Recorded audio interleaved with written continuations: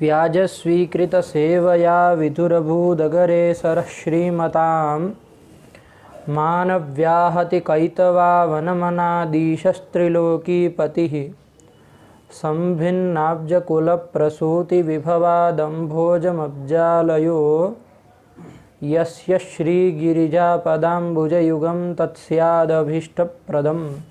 भगवत्यै नमः। पराम्बिकायै नमः। कहाँ से पाठ है? पुमः खयम परे। कल हम लोगों ने विसर्जनीयस्य सह सूत्र पर्यंत विचार किया है ना। उसमें संस्कर्ता के जो 108 रूप आए वो हम लोगों ने बनाए। एक बार संक्षेप से दोहरा लेंगे कि कैसे 108 रूप बनेंगे। केवल प्रक्रिया और कुछ सूत्रार्थ नहीं देखना है, बस केवल प्रक्रिया देखनी है कि कैसे बनेगा। सम पूर्वक क्री धातु से त्रिच प्रत्यय करने पर कर्ता बना है। सम कर्ता ये स्थिति है। इस स्थिति में समः सुटी सूत्र के सर्वप्रथम कौन लगा? सम परिभ्याम करो तो भूषण है। फटाफट चाहिए, आधा घंटा मत लगा, मुंह मत ताको। सम पूर्वक क्री धातु होने के कारण क्री धातु को क्या हो गया? सूट आगम हो गया। अलंकार अर्थ गम्यमान है। संस्कर्ता मतलब क्या? अलंकर्ता। संस्कर्ता मतलब क्या? अलंकर्ता मतलब अलंकार करने वाला। भूषयिता, भूषण करने वाला है ना, अलंकार करने वाला। ये संस्कर्ता का यही मतलब है। तो अलंकार अर्थ गम्यमान है कि नहीं है? तो सम भूषण अर्थ गम्यमान है। तो सम परिभ्रम करो तो भूषण के द्वारा हम लोगों ने क्या कर दिया? सूट कर दिया। सूट का सब बचा है संस्कर्ता। संस्कर्ता ये स्थिति बन गई। अब संस्कर्ता में समः सुटी सूत्र के द्वारा सुट के परे रहने पर सम के मकार के स्थान में रू कर दिया। रू का बचा सरस्कर्ता। इसके बाद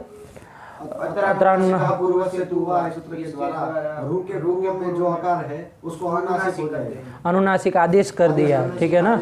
तो संरस करता ये स्थिति बन गई। इसके बाद ये विकल्प से करता है। जब नहीं लगेगा तब अनुस्वार। देखिए उसमें ध्यान दीजिएगा, अनुस्वार उसके स्थान में मत कर दीजिएगा। होगा रोहो पूर्वस्मात् परो अनुस्वारागमः स्यात्। रू से पूर्व में जो है, तो रू से पूर्व में कौन है? अकार है। अनुनासिक को छोड़ करके होना चाहिए, तो वो शुद्ध अकार वाला दूसरा वो है। उसके पर में अनुस्वार आगम होगा तो समरस करता ये स्थिति बन जाएगी। दो स्थिति बन गए। क्या क्या? समरस करता, ये दोनों स्थितियां बन गई। ठीक है ना। इसके बाद विसर्जनीय दोनों रेप में रेप का विसर्ग कर देंगे। पदांत रेप है ही, खर पर में है तो पदांत रेप को विसर्ग कर देंगे। तो संहस करता, समहस करता। अब जब विसर्ग कर दिया तो विसर्जनीय से सह सूत्र के द्वारा सकार आदेश प्राप्त था, उसको बाध करके वाशरी के द्वारा विपाक्षिक विसर्ग प्राप्त होने जा रहा था। तो उसको भी बाध करने के लिए एक वार्तिक आया। संपुम का नाम सो वक्तव्य। सम उसका क्या अर्थ हुआ? संपुम का नाम मतलब संपूर्ण कान संबंधी जो विसर्ग होगा उसके स्थान में होगा। तो सकार आदेश कर दिया तो क्या रूप बन गए? तो द्विसकारक रूप द्वयम सिद्धम। हुए कि नहीं हुए? ये हुए। तो ये दो रूप बन गए। अब इसके बाद एक भाष्य था समोवा लोपमेके। समः सुटी सूत्र में भगवान भाष्यकार ने कहा कि एके मतलब अन्य आचार्याः समः लोपम इच्छन्ति। यही कहा ना, विकल्पेन एके आचार्याः इच्छन्ति। समो वा लोपम एके। एके मतलब अन्य, एक शब्द अन्य पर्याय, ये सब बात आई थी। अब इसके अनुसार क्या होगा? समः सुटी को बाध करके, ध्यान दीजिएगा, समः सुटी का ये भाष्य है। समो वा लोपम एके। देखिए सम, अब आइए फिर से वही स्थिति शुरुआत की। जब आपने सम परिभ्रम करो तो भूषणे के द्वारा सुट किया। संस्कर्ता, गलत मत ऐसे मत बोलो ना, संस्कर्ता ये स्थिति बन गई। इस स्थिति में दो सूत्र प्राप्त है।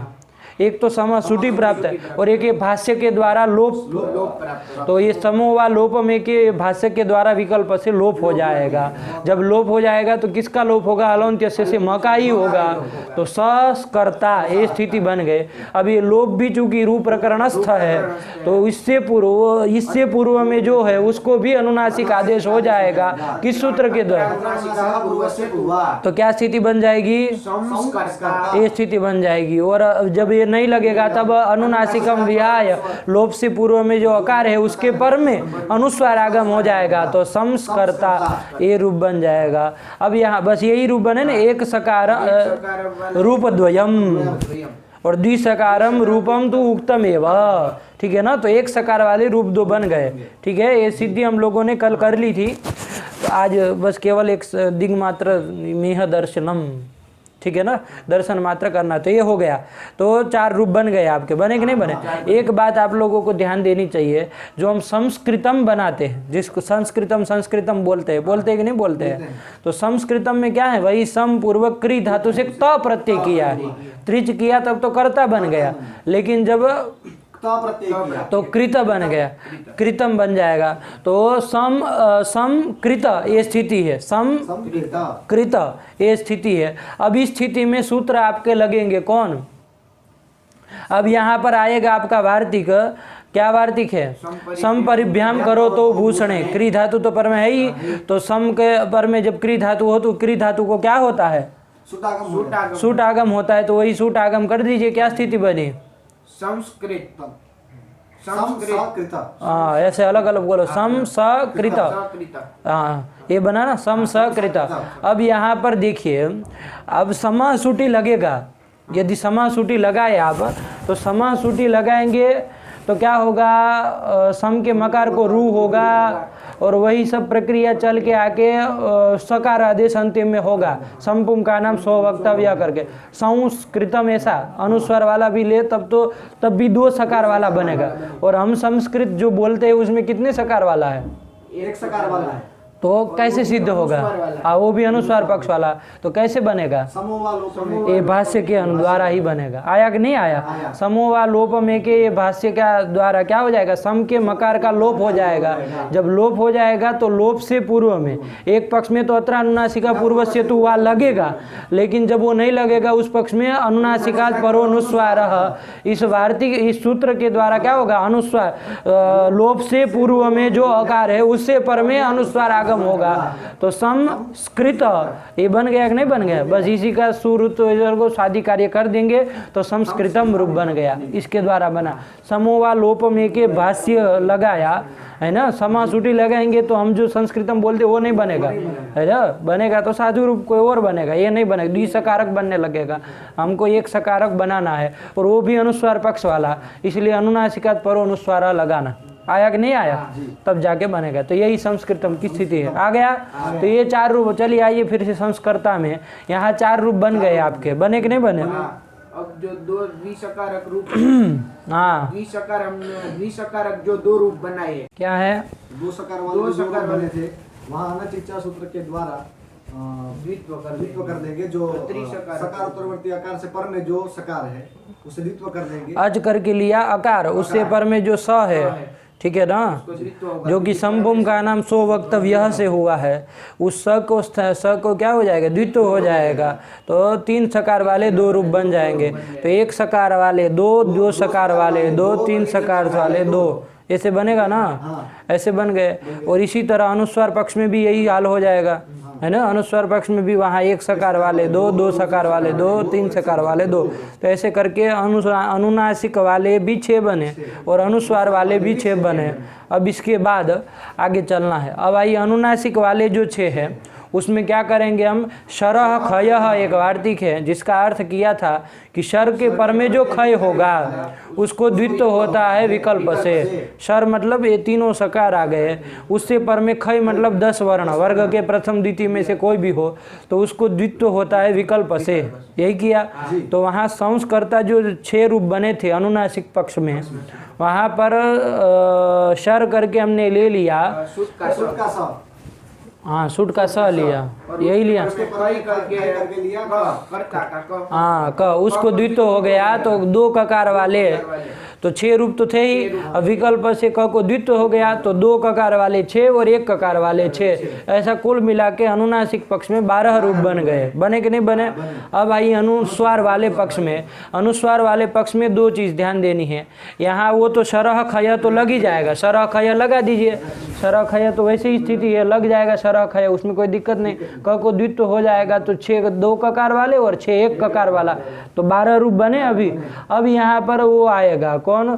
सम के बाद जो अनुस्वार है ना, सम के बाद सम में मतलब सम जो बोल रहे सकार के अकार के बाद जो अनुस्वार आगम हुआ है उसको भी क्या हो जाएगा? द्वित्व हो जाएगा। किसके द्वारा?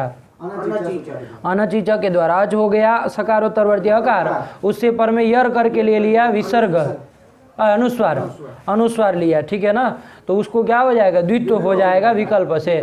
अब ध्यान दीजिएगा आप लोग कि ये जो है अनुस्वार को द्वित्व कर रहे हैं तो यर को द्वित्व होता है। यर में आता है क्या? वो क्योंकि अयोगवाह जो है कौन कौन है? जीवामूलीय उपदमा क्रम से बोलो, अनुस्वार और यम, ये जो है उनका पाठ ये अयोगवाह है। इनका पाठ कहाँ पर माना है? सरसूचा। अब जब शर में पाठ माना है, जब शर में पाठ मान लिया तो यर में शर आता है तो वो भी आ गए सब। तो इस तरह करके यर में अनुस्वार आ गया, उसको भी द्वित्व हो जाएगा। तो द्वित्व कर दिया तो अनुस्वार दो अनुस्वार वाले 12 रूप और 1 अनुस्वार वाले 12 रूप, कुल मिला के 24 रूप हो गए अनुस्वार पक्ष में। ऐसे ही बना ना?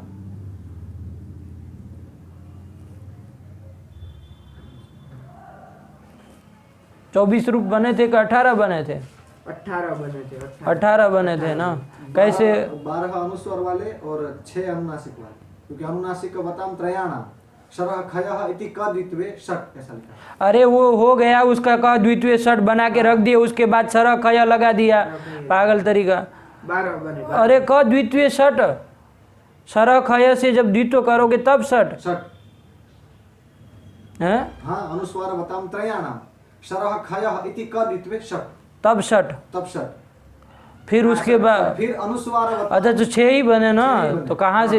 तो अनुस्वार अनुनासिक वाले 3 ही थे, 1 सकार वाला, 2 सकार वाला, 3 सकार वाला। क्षम्यताम, आइए फिर से। तो ये से 3 थे, तो वहाँ बोलना चाहिए हूँ कर रहे थे साथ में। तो ये 3 बन गए कैसे? अनुनासिक पक्ष में। अब शरह खय जब लग गया, क को द्वित्व हो गया तो 2 ककार वाले 3, 1 ककार वाले 3, कुल मिला के 6 बन गए। बने कि नहीं बने? इसी तरह अनुस्वार वाले 3 थे। अब जब इसमें शरह खय के द्वारा क को द्वित्व कर दिया तो 2 ककार वाले 3 और 1 ककार वाले 3, कुल मिला के 6 बने। अब इसमें और एक काम हुआ, अनुस्वार को भी अनुचित से द्वित्व कर दिया तो 1 अनुस्वार वाले 6, 2 अनुस्वार वाले 6, कुल मिला के 12 बन गए। तो अनुनासिक वाले 6 बने यहाँ तक और अनुस्वार वाले 12 बन गए। ये बना कि नहीं बना? अब आइए, अब कौन सूत्र लगाया? अब आया था तकार को द्वित्व करने की बात, ठीक है ना। तो अब पहले अनुनासिक के 6 बने, अभी इतना दिमाग में रखिए, अनुनासिक पक्ष में 6 बने हैं, ठीक है ना। तो अब जब अनुनासिक पक्ष में 6 बने हैं जो, उसमें अब क्या लगेगा? आपका अचोराभ्याम द्वय लग जाएगा, लगेगा ना। अचोराभ्याम द्वय में अच करके किसको लेंगे? अकार को लेंगे। उससे पर में रेफ अथवा आकार, तो रेफ है, उससे पर में जो यर त हो गया उसको द्वित्व हो जाएगा। तो जब तक वो द्वित्व हो जाएगा तो 1 तकार वाले विकल्प से होता है तो 2 तकार वाले 6 बन गए, 1 तकार वाले 6, कुल मिला के 12 इसके आ गए। अब इसको रख दीजिए। अब आइए अनुनासिक पक्ष में, अनुस्वार पक्ष में। अनुस्वार पक्ष में 18 बने थे ना, 12 बने थे। 12 बने, ठीक रहे, 12 बने। अब यहाँ पर देखिए अचोराभ्याम द्वय से जब आपने द्वित्व किया तो क्या हुआ? तो 1 तकार वाले और 12 1 तकार वाले और 12 2 तकार वाले, तो ऐसा करके 24 रूप बन गए। बने कि नहीं बने? अब बताए अनुनासिक पक्ष में कितने बने रूप? अनुनासिक पक्ष में 12 बने और इसके 24 बने। अनुस्वार पक्ष में बने कि नहीं बने? यही स्थिति हुई। अब उसमें मत देखो, हुआ ना ये। अब आया कि भाई वचनांतरेण पुनर्द्वित्वे, वचनांतरेण पुनर्द्वित्वे, ठीक है। मतलब वो कौन यणोमयो द्विवाच्य, उसमें जब हमको यण को पंचमी मान लेंगे, मई को षष्ठी मानेंगे, उस पक्ष में यणोमयो द्विवाच्य से फिर से तकार को उसी देखिए अचोराभ्याम देश द्वित्व फिर से नहीं हो सकता है, क्यों? लक्ष्य लक्षणम, लेकिन यणोमयो द्विवाच्य तो लग सकता है ना, तो उसके द्वारा क्या कर देंगे, जो दो तकार वाले पहले अनुनासिक पक्ष में देखिए उसमें एक तकार वाले 6 थे, दो तकार वाले 6 थे, तो जब दो तकार वाले जो 6 थे उसमें जब यणोमयो द्विवाच्य लगाएंगे तो 3 तकार वाले नए 6 आ जाएंगे, तो कुल मिला के 18 हो जाएंगे। आया कि नहीं आया? एक तकार वाले में भी यणोमयो द्विवाच्य लग सकता है, लेकिन उसका कोई फल नहीं मिलेगा, क्योंकि बनेगा तो दो तकार वाले 6 मिलेगा, वो तो बने हुए ही है, तो उसमें कोई वो अंतर नहीं पड़ेगा, इसलिए उसको नहीं गिना। तो कुल मिला के 18 रूप कितने अनुनासिक पक्ष में बन गए। इसी तरह 24 जो अनुस्वार पक्ष में बने थे उसमें 12 एक तकार वाले थे, 12 दो तकार वाले थे। अब जब उसमें हमने दो तकार वाले में यणोमयो द्विवाच्य इस वचनांतर के द्वारा फिर से द्वित्व कर दिया, तो 3 तकार वाले 12 फिर मिल गए, तो कुल मिला के 36 बन गए। तो 36 और 12 करके 54 रूप बन गए। ये 54 रूप बन गए आपके संस्कर्ता के। अब यहाँ पर आइए, इसमें भी हम लोगों ने लगाया अणोप्रगृह्य अनुनासिका, कि अप्रगृह्य जो अण होता है उसको अवसान परे रहते क्या होता है, अनुनासिक विकल्प से होता है। तो संस्कर्ता में जो आकार है 54 रूपों में है उसके पर में अवसान है, और ये आकार जो है वो अप्रगृह्य भी है, अण में भी आ जाता है, तो इसको भी क्या हो जाएगा, अनुनासिक विकल्प से हो जाएगा। तो 54 रूपों को जब अनुनासिक होगा उस पक्ष में 54 नहीं वो लगेगा, तब शुद्ध आकार वाला 54, ऐसा करके 108 रूप बन गए आपके। बने कि नहीं बने? तो यही आपके संस्कर्ता के रूप है। ध्यान में आया? कोई प्रश्न इसमें? एक वो प्रश्न था कि मैंने पूछा था और महाराज जी भी पूछ रहे थे कि वो दो अनुस्वार वाले हमने जो रूप बनाए उसका कहीं पर लेखन या दिखा आप करिए, आपको छूट दे रहे हैं ना करने के लिए, आप करिए। इसके आगे जब आप भी संस्कर्ता लिखिए तो 2 अनुस्वार वाले लिखिएगा, उसमें कोई चिंता नहीं, ठीक है ना। कहाँ हुआ कहीं नहीं हुआ, आप कहाँ सब ग्रंथ देख के बैठे हुए हैं तो पता चल रहा है ना। लेकिन फिर भी थोड़ा देखेंगे, अन्वेषण करेंगे तो प्राचीन में कहीं मिल भी सकता है, ठीक है ना। आजकल का तो एक सकार वाला लिखना भी सब लोगों को नानी याद आ जा रही है, तो 2 अनुस्वार वाले कहाँ से लिख दें, है ना। तो आप लोग लिखिए, उसको चालू करिए, जहाँ जहाँ जो सूत्र लगता है वो सबको लगा के प्रयोग करना सीखिए, है ना। चलिए, तो यही हो गया आपका ये संस्कर्ता का प्रकरण पूरा, ठीक। अब इसके आगे चलना है हम लोगों को।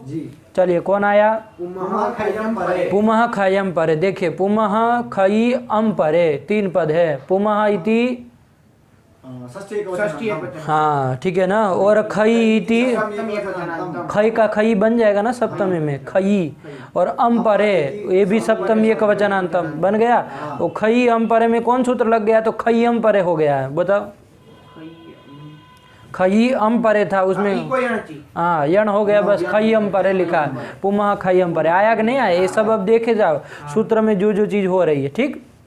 अब देखो, पुमः षष्ठ्यंत है, अनिर्धारित संबंध विशेषा षष्ठी स्थाने योगा बोध्या, तो पुमः स्थाने, इसमें मतु वसो रू संबुद्धौ छंदसी से रू ले आना, तो पुमः स्थाने रूहु स्यात् खई अम परे, खई अम परे, अम परे खई, खई अम परे जो कही है, ठीक है ना।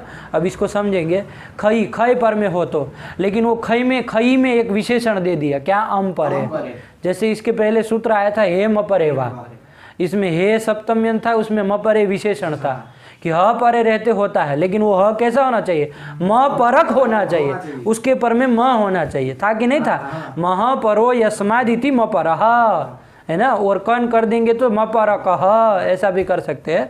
तो आप लोग जैसे समझे, म परे हे क्या था, मत्स्य म परे हकारे परे मत्स्य म एवस्य, मत्स्य म एव हे म परे वा, म परे हकारे परे क्या कर रहा था, किम मलयति मत्स्य म एव स्यात् वास्यात्, तो जब वो म को म ही हो जाता तो मकार वाला ही रहता था, और जब नहीं होता तो मोनुस्वार से अनुस्वार हो जाता है, तो किम मलयति 2 रूप बन रहे थे। चलिए, यही है, सब ध्यान रखा करो, भूल मत जाइए। तो ये कर दिए। इसी प्रकार यहाँ खई परे रहेगा तो पुम को क्या होगा, रू होगा, ठीक है ना, पुम के स्थान में रू होगा। तो लेकिन कब खई कैसा होना चाहिए, अम परक होना चाहिए, वो अम परक, उसके अम परो यस्मात् बहुरी है, ध्यान देना, अम परे जो पद लिखा है ना सूत्र में, वो अम परे में बहुरी समास है, अम परो यस्मात् सह अम परः तस्मिन् अम परे, कि अम है पर में जिसके, ऐसे खई के परे रहते हुए पुम को रू होता है। आया कि नहीं आया? निष्कर्ष ये निकला कि पहले खय होना चाहिए, उसके बाद में अम होना चाहिए। इतना बात है ना, बस आपको जैसे भी बोले बात यही है कि पुम को रू होता है, खय परे रहते, पहले खय होना चाहिए, उसके बाद अम होना चाहिए, ये देखना, मतलब अम परक खय होना चाहिए, इसको हम ऐसे बोलते हैं। आया कि नहीं आया? अब बताइए खय में कितने आते हैं पहले हैं? 13 कितने आएंगे? 10 आते हैं। चलो इनको बताओ, 13 आएंगे कि 10 आते हैं, सिर्फ प्रथम और द्वितीय। वर्ग का प्रथम द्वितीय इतना ही आता है, खफ छठ थ चट त कप, बस इतना ही तो है, 10 आए। और ये पर 10 में से कोई वर्ग का प्रथम द्वितीय में से कोई भी परे रहेगा, और तब क्या होगा, पुम को रू होगा। लेकिन वो खई कैसा ना, अम परक होना चाहिए। अम में कितने आते हैं ये बताओ? अब इतनी देर लगेगी आप लोगों को? 18 14। अरे पंडित जी अच में 9 आते हैं, इतना तो दिमाग में है कि नहीं है?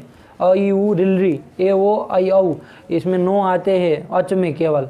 अब इसके बाद का गिनना था आपको, सीधे हय व र ल 5 हो गए, और यम गण न कितने हुए? 18 हुए। वो हमने सीधा यमगणनम एक सूत्र ही उठाया। क्यों तुम उसके पीछे जा रहे हो? तो ले जाएगा तुमको भी। आप लोग भेड़ों की तरह मत चलिए किसी के पीछे, अभी भी गलत है संख्या, आप लोग नहीं गिने। 19 हाँ 19 हो गए। क्या हूँ कर रहे हो तुम? हैं? कहाँ 18 है? 19 ऐसी गलती करोगे? मतलब प्रत्याहार भी नहीं पता है, ये निकल के आ रहा है सामने, ऐसी गलती? बड़े विचित्र हो भाई, इतने दिनों से पढ़ रहे हैं, अभी प्रत्याहारों में वर्ण गिनना भी नहीं आ रहा। अरे 19 है वो, ये अज में औज तक 9 आ गए, य व र 4 हो गए, ल 1 5 हो गया, तो उस 5 को रख लीजिए, 9 5 14, और यमंगण न 5वें वर्ग के सब, तो कितने हो गए? 14 5 19 हुए है ना, तो 19 आए। तो 19 में से कोई पर में हो, उसके ऐसा जो खय होगा, ठीक है ना, मतलब वर्ग का प्रथम द्वितीय कोई हो, तब पुम को रू होता है। अब ज़्यादा घुमाने की बात नहीं है, इतना शॉर्ट में समझिए, पुम को रू होता है, अम पर खय परे रहते हैं। आया कि नहीं आया? पहले खय होना चाहिए, बाद में अम होना चाहिए, ये कर दिया। अब देखिए ये जो रू है वही प्रक्रिया है, रू में उकार की संज्ञा हो जाएगी, र बचेगा। अब जब र बचेगा, वो र कैसा है? र कैसा है? अरे अल है ना, क्या अनेकाल है? एक आल है कि अनेकाल? एक अल है ना, तो अनेकाल शिक्षर से लगना नहीं, अलोन्त्य से के द्वारा पुम के कहाँ होगा? म के स्थान में होगा। बस इतना ध्यान रखिएगा। बस ये हो गया सूत्रार्थ। क्या बोलेंगे सूत्रार्थ? पुमा खयम परे, अम परे खई परे, अम परे खई परे पुमो रूहु स्यात्। बस इतना ही ना, विकल्प से नहीं ना करता है, विकल्प से करता है, विकल्प से नहीं करता। चलिए आइए अब उदाहरण देखा जाए, यही अर्थ कर दिया। उदाहरण क्या दिया? पुंस को किला, इसके पहले कुछ दिया है। चलिए उसको देखेंगे, उसको समझेंगे। पहले पुंस को किला उदाहरण देखिए, आइए। पुमान को किलह, पुंस को किलह, कौन समास करेंगे? पुमान को किलह, पुंस को किलह, कर्मधारय करेंगे, ठीक है ना। देखो कोकिल जो होता है ना, वो मादा भी होती, नर भी होता है ना। तो हमको पुमान कोकिल का कहना, वो पुरुष नर कोकिल जो है उसको कहना हो तो पुमान विशेषण दिया जाएगा ना। तो पुमान कोकिलः है ना, पुमान चासौ कोकिलः, ऐसा कर दीजिए। पुमान मतलब नर कोयल, नर कोयल। हाँ आया कि नहीं आया? एक मादा भी होती है, नर भी होती है। तो पुमान कोकिलः मतलब क्या? नर कोयल, यही आई ना। तो पुमान चासौ कोकिलः कर्मधारय कर दीजिए, विशेषणम विशेषण बहुलम से हो जाएगा कर्मधारय। अलौकिक विग्रह क्या होगा जरा बोलो तुम? पुमसु नहीं, पुम जस नहीं, पुमसस और कोकिलसु। अरे पुमान कोकिलः बोल रहे हैं, पुमान कौन विभक्ति का है? कोकिल, पुमानसु कोकिलसु। क्या बोलो अलौकिक विग्रह? पुमसु कोकिलसु। पुमसु, तुम उससे भी घटिया निकले। पुमान ये कह रहा है पुमानसु, इसका भी गलत है, तुम्हारा भी गलत। देखो तुम्हें इसने कुछ सोचा, तुम भी सोचे, दोनों का सोचने का ठीक है, लेकिन गलत कहाँ हो गए? देखो पुमान कोकिला, आपको क्या करना था? लौकिक विग्रह क्या किया? पुमान चासो कोकिला, हाँ यही हुआ ना। अलौकिक विग्रह आपको करना था, बस कुछ नहीं करता था। पुमान का जो प्रकृति प्रत्यय उसको अलग कर देना था। कोकिला में है तो आप जानते ही थे कोकिला सु, तो ये आपने कर दिया, ठीक है ना। इसी तरह यहाँ पर भी करना था आप लोगों ने। इन्हें पुमान सु करके पुमान सु कर दिया, इसने पुम सु कर दिया, कुछ कर दिया। लेकिन आप ध्यान दीजिए, पुमान कौन से शब्द से बनता है? कौन से शब्द का प्रथम कहाँ का रूप है? हाँ, पुंस शब्द है। कौन शब्द है? पुंस शब्द है। आया कि नहीं? सकारांत है। पू म आधा फिर स है। पंडित जी ध्यान दो, पुंस शब्द है, उसका प्रथमा एक वचन में क्या बनता है? पुमान। पुमान रूप बनता है। पुमान, पुमान सौ, पुमान सह, पुमान सम, पुमान सौ, पुम सह, पुम सा, पुम व्याम, पुम विहि, पुम से, पुम व्याम, पुम व्यह, पुम सह, पुम व्याम, पुम व्यह, पुम सह, पुम सोहो, पुम साम, पुम सी, पुम सोहो, पुम सु, हे पुमान, हे पुमान सौ, हे पुमान सह, ये चलता है। तो प्रथमा एक वचन में पुमान बनता है। अब आपको प्रकृति प्रत्यय अलग अलग करना, क्या बोलोगे? अलौकिक विग्रह पुंस सु आया कि नहीं? क्या बोलोगे? आया ना, ये कोकिल सु, ये कर दिया। अब इसका समास कर दिया, प्रातिपदिक संज्ञा सुपलुक कर दिया, सु सु चले गए, क्या बचा? पुंस कोकिला, ये स्थिति बनी। अब ये पुंस में म और स का क्या है? संयोग है कि नहीं है? तो संयोगांतस्य लोप है, एक सूत्र आया था कि संयोगांतम यत पदम, अंतर्वर्ती विभक्ति मान के पुंस पद है कि नहीं है? तो संयोगांतम यत पदम, कौन पदम? पंस इति पदम। अरे संयोगांतम पदम, संयोग है अंत में जिसके ऐसा पद कौन हुआ? इसके तदंत स्य लोप, या तदंत कौन? उसके अंतिम में कौन? स, उसका लोप हो जाएगा संयोगांत से लोप से, तो क्या बचा? पुम कोकिला, ये स्थिति बन गई। अब आइए, पुमः खय्यम परे। अब लगेगा ना, ये क्या कहता है? पुम को रू होता है कब? खय परे रहे, तो आम परक खय परे रहे, तो पहले खय होना चाहिए ना। तो कोकिला में देखिए पहले क्या है? क है ना, तो वो खय में आया कि नहीं आया? अरे वर्ग के प्रथम द्वितीय सब आते हैं, तो क आ ही गया, वर्ग का प्रथम है, तो कह बन गया। वो कैसा होना चाहिए? आम परक होना चाहिए। तो उसके पर में देखो क्या है?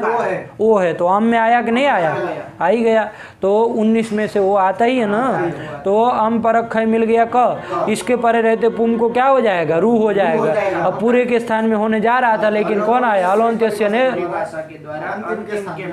र को स्थान में हो गया, म के स्थान में हुआ, तो क्या स्थिति बनी? क्या? अब तुम क्या कह रहे थे? पूरा कोकिला। अरे उकार की संज्ञा लोप कर दिया तो कुछ नहीं, वही है पूर्व कोकिला। ये स्थिति बनी कि नहीं बनी? ये स्थिति बन गई। देखो यहाँ पर वो संपरिभ्यम करो तो भूषण ये सब प्राप्त था क्या? सूट बूट नहीं ना प्राप्त? नहीं प्राप्त था, नहीं ना प्राप्त है। धातु को करता। यहाँ कोकिला है, वो कुछ नहीं। समाह सूटी लगता है क्या? वो भी नहीं लगता, सूट पर में नहीं। हाँ, अरे सम को करता है वो, ये पुम है। सीधे बोलो कहाँ तुम जा रहे हो? जैसे यहाँ सम पूर्व में हो और सूट न हो, ऐसे बोल रहे। अरे सम को करता है, यहाँ पुम है, तो सम सूटी से रू प्राप्त नहीं था, इसीलिए सूत्र बनाया है पुम खयम पर है, रू करने के लिए। आगे की प्रक्रिया समान रहेगी, यहाँ तक ही आपको देखना था। आया कि नहीं? तो पुम खयम पर से रू कर दिया, तो क्या स्थिति बनी? पूर्व कोकिला ये बना। अब आइए, अत्र अनुनासिक पूर्वस्य तु वाह, बोलिए अर्थ क्या है उसका? हाँ, घटाओ। अत्र रू प्रकरणे रोहो, रोहो पूर्वस्य, तो रू करके वो ही रह आ गया। उसके पूर्व में जो है कौन है? नहीं, उकार। क्यों अंडबन बोल रहे हो? उकार है, उसके स्थान में अनुनासिक आदेश हो जाएगा। अब अनुनासिक करके कौन होंगे? स्थानतः अंतर्यात उकार ही हो। तो पूर्व, अरे स कहाँ बोल रहे हो तुम मूर्ख तरीके? कोकिला ये बना कि नहीं बना? ये स्थिति बन गई। ये विकल्प से करता है, जब नहीं करेगा तब परोनुस्वार। तो वहां रू करके कौन लिया? र। उससे पूर्व में जो है कौन? अनुनासिक को छोड़ करके जो है वो उकार। उससे पर में अनुस्वार आगम होगा, तो अनुस्वार आगम उसके पर में कर दो, तो अनुस्वार आगम कर दो तो क्या बन जाएगा? पुम र कोकिला, ये स्थिति बन गए। तो ये दोनों दो स्थिति बनी, क्या क्या बनी? र कोकिला, ये दो स्थितियां बन गई। अब इसके बाद आएगा कौन आपका? विसर्जनीय से सह आएगा कि नहीं आएगा? क्योंकि वो खर बसानी और विसर्जनीय, क्या कहता है वो, खरी अवसाने च परे पदांते, है ना। तो पदांत रेफ है ये पूर्व का, है ना, क्योंकि अंतर्वर्ती विभक्ति मान के ये पद है, तो पदांत रेफ मिल गया। इसको क्या विसर्ग होना चाहिए, खर पर में हो अथवा अवसान हो, तो खर पर में है, क पर में है, तो इसलिए क्या हो गया, विसर्ग हो गया। तो क्या बन गया दोनों स्थितियां, पुम हो कोकिला, है ना। ये बन गए दो रूप, दो स्थिति बनी। अब यहाँ पर कौन लगेगा, विसर्जनीयस्य, प्राप्त है। अरे विसर्जनीयस्य सह, रुको तो सही, विसर्जनीयस्य सह से विसर्ग प्राप्त है नित्य, ठीक है ना, निसर्ग होगा। तो देखिए खर पर में है ही, तो क्या होता है, खर परे रहते विसर्जनीयस्य सह स्यात्, बस इतना ही अर्थ है, तो सह होना चाहिए। अब इसको बात करके वासरी लग जाएगा ना, कैसे लगेगा बताओ, ये प्राप्त रहेगा वासरी। अरे बताओ पहले वासरी कैसे प्राप्त रहेगा, क्योंकि ना वासरी प्राप्त नहीं रहेगा। क्यों, क्योंकि स्वर पर में ही नहीं है। तो फिर वही तो बात है, सब मतलब उस तरह का है, मतलब ऐसे ही बोलोगे। अब जब वासरी प्राप्त नहीं है तो उसको बात करके संपुम का नाम सो वक्तव्य की जरूरत है क्या, उसकी जरूरत है विसर्जनीय से सह को बात करने के लिए। अरे विसर्जनीय से सह तो नित्य सह करता ही है ना, हाँ। तो नित्य सह ही आपको करना है ना, आपको काम क्या करना है, नित्य सह करना है। तो विसर्जनीय से सह से हो गया कि नहीं हो गया, हाँ, वो तो भी। हो गया। अब उसको बात करने वाला कोई है, वासरी इत्यादि, वासरी है क्या, नहीं ना है। तो विसर्जनीय से सह से सह कर दो, बन गया पुंस कोकिला, बन तो गया। वार्तिक की कोई जरूरत है क्या, संस्कर्ता में तो क्या था, वासरी था, लग रहा था उसको बाद, तो पाक्षिक विसर्ग न हो इसलिए संपुम का नाम था, लेकिन यहाँ जरूरत है क्या, नहीं। तो फिर संपुम का नाम में पुम क्यों रखा। देखो अब समझो बात को, क्या है, विसर्जनीय से सह प्राप्त है, ठीक है। अब इसको बात करके कौन, आप वासरी तो लगता नहीं, लेकिन इसका बाधक एक और सूत्र है, उसको हम देखते हैं, 2 मिनट आओ। कहाँ थे कि यहाँ पर वासरी जब खरवसानी और विसर्जनीय से विसर्ग हो गया, उसके बाद विसर्जनीय से सह से नित्य सकार आदेश होने जा रहा है, ठीक है ना। अब यहाँ वासरी प्राप्त है ही नहीं, तो अब जब वासरी प्राप्त नहीं है तो नित्य विसर्ग जब विसर्जनीय से नित्य सकार आदेश जब विसर्जनीय से सह से हो जाएगा, तो संपुम का नाम सो वक्तव्य, वार्तिक में पुम की जरूरत है क्या, नहीं है। सम की तो ठीक चलिए वो संस्कर्ता के लिए रहे, लेकिन पुम की, कान की भी देखेंगे, केवल पुम में कही है, पुम की जरूरत है क्या, क्योंकि नित्य सकार आदेश आपको करना, वो तो हो ही जा रहा है, यहाँ तो कोई वासरी है नहीं उसका विसर्जनीय से का बाधक, तो क्या किया जाए। तो यहाँ पर क्या होगा, देखो विसर्जनीय से सह है ना, वो कब लगता, क्या करता है वो, विसर्ग खर परे रहते विसर्ग को सह करता है। एक सूत्र है कुप्वो हो अह क अह पौ च, क्या है देखो जरा, क्या अर्थ है उसका, क वर्गे प वर्गे च परे विसर्जनीयस्य क्रमात् जिह्वा मूल्य उपद्मानीयो स्तः। देखो ये उसका अर्थ है, इसको विस्तार से हम लोग देखने वाले हैं, अभी केवल इतना बिठा लीजिए क्या कह रहा है कि कवर्ग पर में हो अथवा पवर्ग पर में हो तो विसर्ग के स्थान में जिह्वा मूल्य और उपदमानीय क्रम से होते, मतलब कवर्ग यदि पर में रहेगा तो विसर्ग के स्थान में जिह्वा मूल्य होगा, और यदि पवर्ग होगा विसर्ग के स्थान में उपद्रव विकल्प से उपदमानीय होगा, ठीक है ना, विकल्प से होता है। कुप्वो हो अक अपौच, चकार से विसर्ग भी होता है, लेकिन पाक्षिक जिह्वा मूल्य और उपदमानीय होता है। आया कि नहीं आया, है ना, जो क वर्ग रहेगा तो जिह्वा मूल्य, प वर्ग रहेगा तो उपदमानीय होता है। बात समझ में आई। अब देखिए प्रकृति में यहाँ पर पुम कोकिला, पुम ह कोकिला, और दो रूप कौन बने,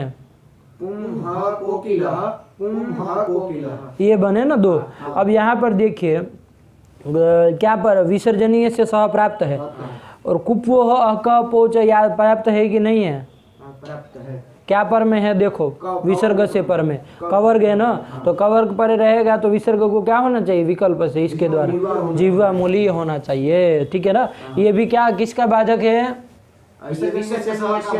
बाधक है। बात समझ में आई, विसर्जनीय से सह का बाधक है। देखिए कैसे बाधक है, कुप्वो कपोच कहाँ लगता है, कवर्ग पवर्ग पर में हो तब लगता है, विसर्ग के स्थान में जिह्वा मूल्य उपदमानी करता है।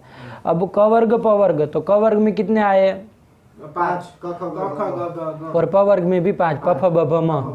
उसमें देखिए पहले 2 है ना, पहले 2 है ना, कौन क और ख, उसमें प और फ ये रहेंगे ना तभी वहाँ विसर्ग मिलेगा, क्योंकि विसर्ग करने वाला सूत्र कौन है?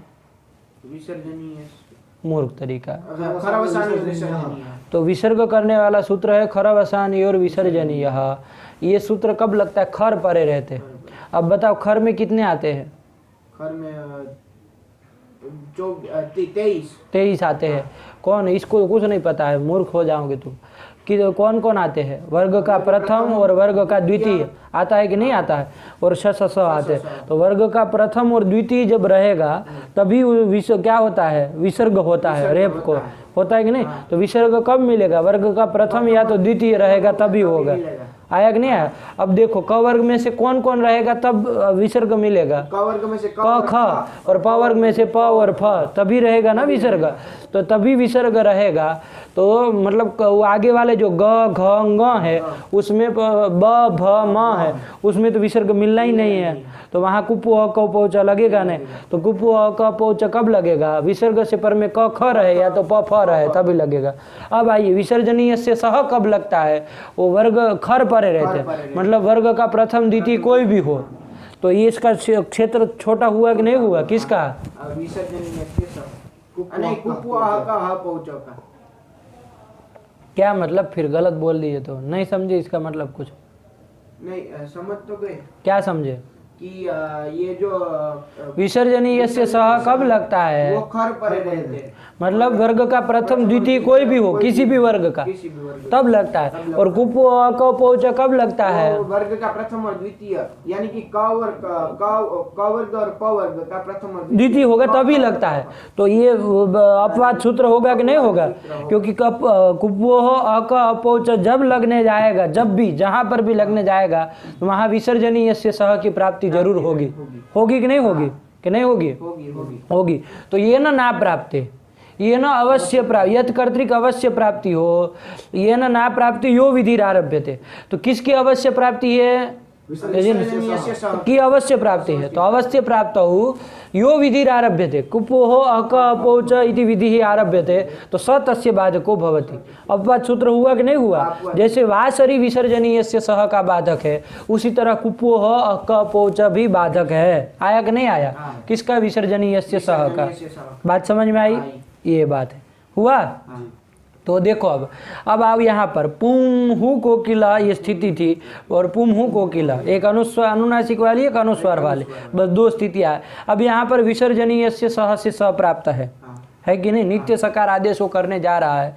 इसको वासरी तो बाध नहीं सकता, लेकिन कुप्पु हो क अपोच बाधेगा कि नहीं बाधेगा? क्योंकि आपको क वर्ग पर में मिल गया है। मिला कि नहीं मिला? क वर्ग क पर में मिल गया। तो यहाँ पर विसर्ग को पाक्षिक क्या होने जाएगा? हाँ, जीवामूलीय होने जा रहा था। हमको नित्य स करना था, इसके लिए इसको बाध करने के लिए किसको? यहाँ पर जो कह रहा है उतना सुनो अभी पहले। एक काम ये विकल्प से नहीं, ये नित्य ही करता है। कुपु अह का अह पहुंच। अरे चाँद विसर्ग वहां लिखा है, चलो छोड़ो उसको, तुम अभी बवाल मत करो। चाँद विसर्ग लिखा है उस सूत्र में? नहीं, ये क्या? चाँद विसर्ग आगे लिखा है। आगे उस सूत्र में है कि नहीं है ये बताओ। तो फिर कह रहा हूं कि चाँद विसर्ग भी होता है। चकारात विसर्ग कुप्पो अक पौच में च है, वो च से चात विसर्गो भी भवति। तो एक पक्ष में जीवा मूल्य, एक पक्ष में विसर्ग, दो दो रूप बनेगा। अभी दिमाग क्यों खराब कर रहे हो? जो कह रहा है उसको सुनो ना। तो पाक्षिक जीवामूल्य होने जा रहा था, जो कह रहा है वही ध्यान दो। पाक्षिक जीवामूल्य होने जा रहा था। अब उसको बाध करने के लिए हमने वार्तिक में क्या रखा है? ये पुम रखा है। तो समपुम का नाम सो वक्तव्य। वार्तिक में पुम की आवश्यकता समझ में आई कि नहीं आई? तो ये क्या करेगा कि पुम संबंधी यदि विसर्ग होगा तो उसको क्या होगा? नित्य होगा। कुप्पो हो अक पौच का बाधक हो जाएगा। वार्तिक हुआ कि नहीं हुआ? तो ये पुम संबंधी ये विसर्ग है, इसको क्या हो जाएगा? नित्य सकार आदेश हो जाएगा। तो दो रूप बोलो, पुंस कोकिलः, पुंस कोकिलः। दो रूप बने कि नहीं बने? क्या पुंस कोकिलः पुंस कोकिलः। ठीक है ना, एक पहला वाला अनुनासिक पक्ष वो दूसरा अनुस्वार वाला, दो रूप बने, यही लिखे पहले मिला उसमें रूप जो लिखे हो यही है ना, कोकिलः पुंस कोकिलः। ये है। ठीक है, अब देखो यहाँ पर एक प्रश्न होगा कि साहब ठीक है आपने कहा विसर्जनीय से सह का बाधक कौन है, अपौच, ये बाधक है उसका, ठीक कहा आपने। तो वो पाक्षिक जिह्वा मूल्य करने जा रहा था, उसके द्वारा जिह्वा मूल्य प्राप्त था, उसको बाध करने के लिए संपुम का नाम स्ववक्त, ये आपने कहा ना। लेकिन यहाँ पर थोड़ी आप गड़बड़ कर दिए, इसका भी बाधक एक सूत्र है, कुपोह अक अपौचक है। कौन, इदुदु पदस्य चा प्रत्ययस्य, सूत्र निकालिए, आगे वाली संधि में होगा। निकला इदुदु पदस्य चा प्रत्यय या चा प्रत्ययस्य।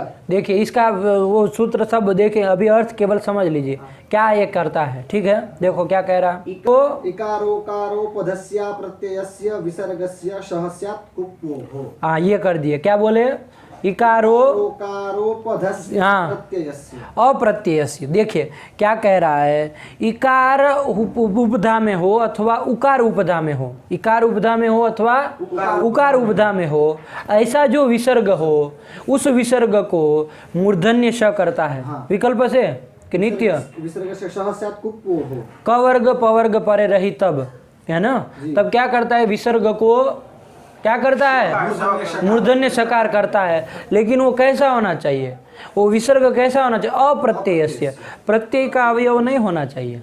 क्या होना चाहिए, प्रत्यय का अवयव नहीं होना चाहिए। बात समझ में आई। देखो फिर से अर्थ कह रहा हूँ, इकार अथवा उकार उपधा में हो तो विसर्ग को मूर्धन्य सकार आदेश होता है, कवर्ग अथवा पवर्ग परे रहे तब। बात समझ में आई। कब वो विसर्ग कैसा होना चाहिए, उसमें विशेषण दिया अप्रत्ययस्य, मतलब वो प्रत्यय अवयव नहीं होना चाहिए, प्रत्यय का वो प्रत्यय संबंधी विसर्ग नहीं होना चाहिए। बात समझ में आई। ये प्रत्यय संबंधी नहीं समझ में आया, ये समझ में आएगा, अभी देखेंगे उदाहरण, देखा नहीं कहाँ से प्रत्यय संबंधी समझ में आएगा। देखो निष्प्रत्युहम उदाहरण देखिए, निष्प्रत्युहम दंत्य सकार वाला एक उपसर्ग है ना, निष्, आगे प्रत्युहम है, ठीक है ना। प्रत्युहानाम अभावः निष्प्रत्युहम, प्रत्युह किसको कहते हैं, प्रत्युह मतलब विघ्न, प्रत्युहानाम अभावः निष्प्रत्युहम मतलब प्रत्युहानाम मतलब विघ्नानाम अभावः, निष्प्रत्युहम मतलब निर्विघ्न जो आप बोलते हैं ना, वही निष्प्रत्युहम का मतलब होता है। तो देखिए निष् दंत्य सकार वाला है, आगे प्रत्युहम है, स को क्या हो जाएगा, पदांत ससदुसो रू से रू हो जाएगा, उसको क्या हो जाएगा, फिर खर वसान विसर्जनीय से विसर्ग कर देंगे, हो जाएगा। खर परे रहते हुए क्या हो जाएगा, हाँ रेफ को विसर्ग हो जाएगा, तो विसर्ग कर देंगे। तो अब देखिए विसर्जनीय से सह प्राप्त है, सर्वप्रथम है कि नहीं है, सर्व कौन विसर्जनीय से सह प्राप्त है, इसको बाध करके कौन प्राप्त होगा,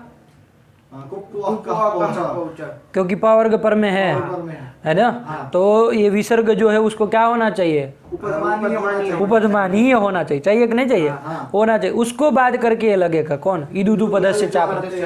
देखिए क्या कहा उसने कि क्या होना, अब स्थिति क्या है, निहि प्रत्युहम, ये विसर्ग जब कर दिया तब, ठीक है ना, विसर्जनीय से सह प्राप्त, उसको बाद के कुपो क पोच प्राप्त है, उसको बाध करके इदुदु पदस्य चाप प्रत्यय से प्राप्त है कि नहीं, वो देखते हैं। देखिए ये क्या करता है, इकार उकार उपधा में हो ऐसा विसर्ग, तो देखिए यहाँ विसर्ग उपधा में क्या है, इकार है कि नहीं, तो इकार पद हो गया कि नहीं हो गया, विसर्ग हो गया। और ये जो विसर्ग जो किया है, विसर्ग है वो किम संबंधी है, निश का जो उपसर्ग का स था उसको था, उसका है ना, ये निश के सकार का संबंधी है ना, किसी प्रत्यय का संबंधी है क्या, प्रत्यय अवयव है क्या, तो अप्रत्यय विसर्ग हुआ कि नहीं हुआ, हो गया। और पर में क्या कवर्ग अथवा पवर्ग है कि नहीं है, तो इसका दंत्य सकार को क्या हो जाएगा, तो क्या रूप बन जाएगा, निष्प्रत्युहम। देखो वो लिखा है रूप, मूर्धन्य सकार वाला, नित्य करता है ना ये, तो एक ही रूप बनेगा, निष्प्रत्युहम। बना कि नहीं बना। ये कुप्पो हो अह का अपोच का भी अपवाद है, ध्यान देना। क्यों अपवाद कैसे होगा ये भी देखिए। देखिए विसर्जनीय से सह की अपेक्षा कुप्पो हो का अपोच, ये तो समझा दिया कैसे अपवाद है। कुप्पो हो अह का अपोच की अपवाद है, उसकी अपेक्षा भी अपवाद है, क्योंकि ये जो है इकार उपार उपधक वो विसर्ग कहता है, उसको कोई वैसे विसर्ग में कोई विषय वो नहीं था, कोई भी विसर्ग हो, पर में कवर्ग अथवा पवर्ग हो, तो वो लग जाता था कि नहीं लग जाता था। और ये तो कैसा विसर्ग में जोड़ रहा है कुछ कि इकारो कारो पद होना चाहिए, अप्रत्यय होना चाहिए, है ना, ऐसा कह रहा ना। तो इसका क्षेत्र छोटा हुआ कि नहीं हुआ?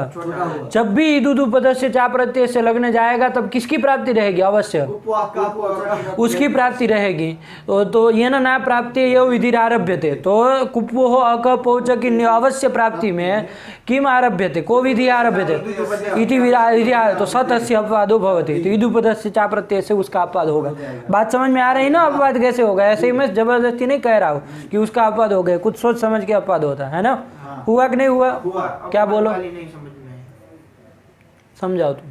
देखो जहाँ पर पहले विसर्जनीय से का अपवाद कुपो हो अक पहुंच है, समझ में आया था? ये समझ में आया था। कैसे अपवाद है बताओ? क्योंकि विसर्जनीय से सह वो पूरा खर पर रहते कहता है, और कुपो हो अह पोचा ये सिर्फ वर्ग के प्रथम और क वर्ग और प वर्ग के प्रथम और द्वितीय पर रहते कहता है। इसलिए ये देखिए कहता तो वो क वर्ग परे रहते तो पांचों आ जाते, लेकिन फल केवल क ख में ही मिलना है, क्योंकि उसके पहले विसर्ग ही नहीं मिलना है आपको। इसलिए बात समझ रहे कि नहीं समझ रहे?